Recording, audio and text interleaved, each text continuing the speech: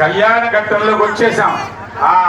ఒక బంగారపు పళ్ళెం పెట్టారు, అదిగో స్వామి ఎదురుగుండా పెట్టి ఆయన్ని కుడికాలు పెట్టమన్నంత కుడికాలు పెట్టాడు.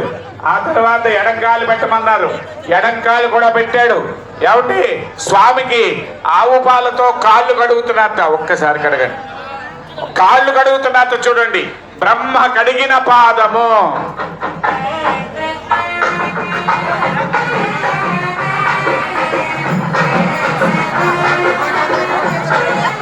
హర హర హర హర హర హర హర హర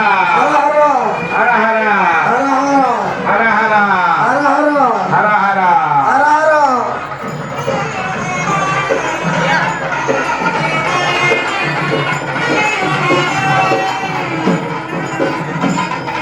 ఆహా, ఎంత అదృష్టం చేసుకున్నారండి మీరందరూ కూడాను. ఇవాళ ఎంత జన్మ ధన్యమైపోయిందండి మీ అందరికీ కూడా. మళ్ళీ జన్మ లేదు. ఎందుకంటే సాక్షాత్తు ఏమండి మన ఇంట్లో ఆడపిల్ల పుడితే ఇది ఎంతమంది మగపిల్లలున్నా వాడికి వాళ్ళ నాన్న 10 ఎకరాలు పోగేసిస్తే మా బాబు ఇంకో 10 ఎకరాలు పోగేస్తే బాగుండు అనుకుంటాడు. అయితే శాస్త్రం ఉంది కదా, కొడుకు చెప్పిన మాట విందట. విన్నారా?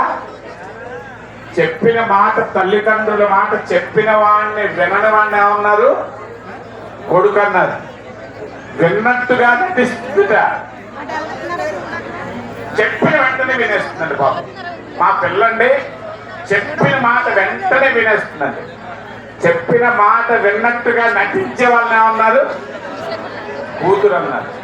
అందుచేత అటువంటి కూతురికి కన్యాదానం చేస్తేనే మనకు అదృష్టం.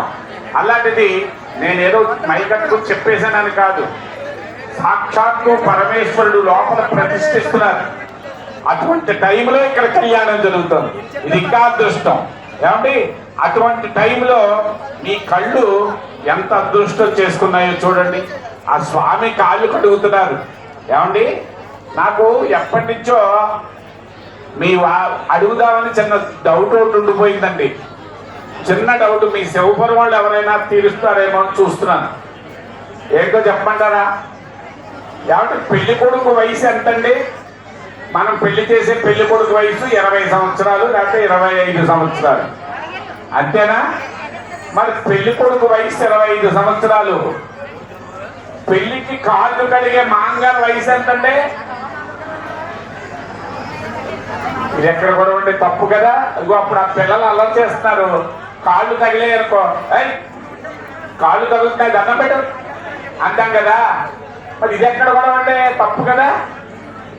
మనం ఎంత తప్పు చేస్తాం నాకు అర్థం కాదు. ఇది ఏంటోనో ఎవరు అడిగినా చెప్పట్లేదు, మీకు శివపురం వాళ్ళు చెబుతారేమో అని. పెళ్లి కొడుకు వయసు 25 సంవత్సరాలు, పెళ్లికి కాళ్ళు కడిగే ఆయన వయసు ఏమో 60 సంవత్సరాలు.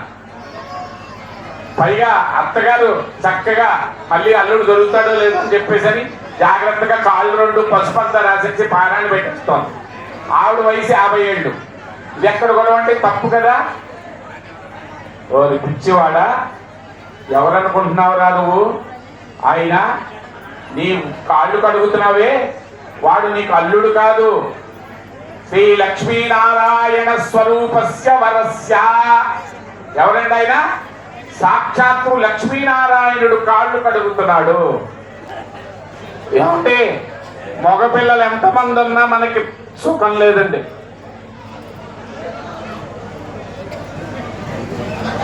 మగపిల్లలు ఎంతమంది ఉన్నా సరే ఏమీ ప్రయోజనం లేదు.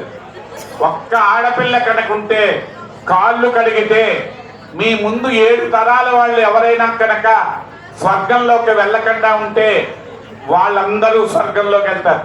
కాదు కాదు, మీ తర్వాత ఎవరైనా సరే 7 తరాల వాళ్ళు ఎవరైనా పాపం చేసుకుని స్వర్గంలోకి వెళ్ళకుండా ఉంటే నువ్వు వదిలే నీళ్ల చుక్క వల్ల వాళ్ళు స్వర్గంలోకి వెళ్తారని చెప్పారు. అటువంటి లక్ష్మీనారాయణుడికి కాళ్ళు కడిగి కన్యాదానం చేయిస్తున్నారు చూడండి. ఏమండి మా మగవాళ్ళు ఉన్నారనుకోండి, చాలా అనకూడదు కానీ శుద్ధ అమాయకులండి. మా మగాళ్ళకి ఏం తెలియదు పాపం.